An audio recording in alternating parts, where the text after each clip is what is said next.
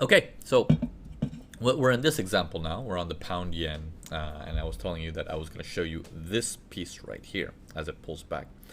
Now, of course, the wind says sell, dominant, strong move down, and we're getting some kind of a pullback. That we're saying that okay, this pullback needs to slow down, roll over, turn around, so we can hit the sell.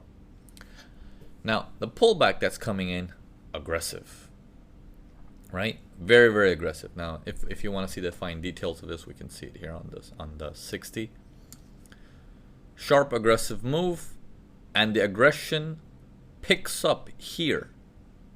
Even though it looks all three solid green bars on the 4 hours, but on the 60 you can see it goes from chop buyers, not so choppy but still aggressive, to suddenly very aggressive. Okay, that's something to remember. That's something to remember. Okay, followed by a pullback, just as aggressive, and some might even count this as a separation of a leg, and that they might be like, well, what if that's a V formation? What if that's a V formation?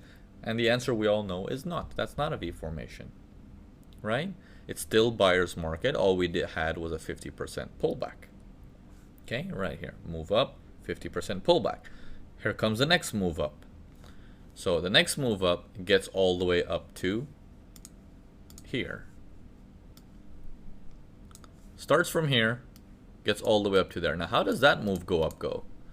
Slow, aggressive, slow, aggressive, and aggressive down as well. But we don't like aggressive up and aggressive down. So right now, we're at the situation where the lines are like this. Yeah, just picture these in your head. Just like shark gills, you know? Like so just picture these in your head. You got both parties fighting it. So not yet. Not to mention, all of this up here is happening at the mercy of this guy taking the price so high. Then once it comes down, let me remove this. Once it comes down, he gets down to this support. Okay, he gets down to that support. Comes down here, aggressive buy again. Followed by very aggressive sell, which means the chart still looks like this, all right? The shark gills or the little circles, half circles, they still look like that. Followed by the next move up. Okay, this is buyer's area. You don't do anything. And each time, price is also inching its way down. However, just because it's inching its way down doesn't mean hit the ball. You know, just hit it for a sell. No, no, no, no. Patience. We do not trust this bottom area here. We must see what it means. Followed by green aggressive guy again. Ah, come on, buddy. Followed by another one. But this time, these few candles that activate from this buyer's area leave wicks and everything. Followed by a strong down move. Like, that's gotta be my V formation. Because my buyers just disappeared and I had my V formation. That's the real deal right there. Now the test. Here it comes up. It's aggressive. We don't like that. Comes down, bounces off that guy. Slower. Perfect. And then the sell starts to go. That's when, with the power cleaned up, the trade can now travel. Now, you might be thinking, well, what about when you have situations like this?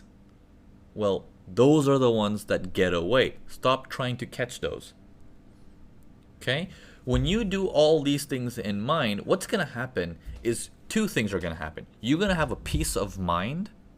Okay? That's one thing, and that probably one of the most important things. You don't want to be going crazy. So you want to have peace of mind.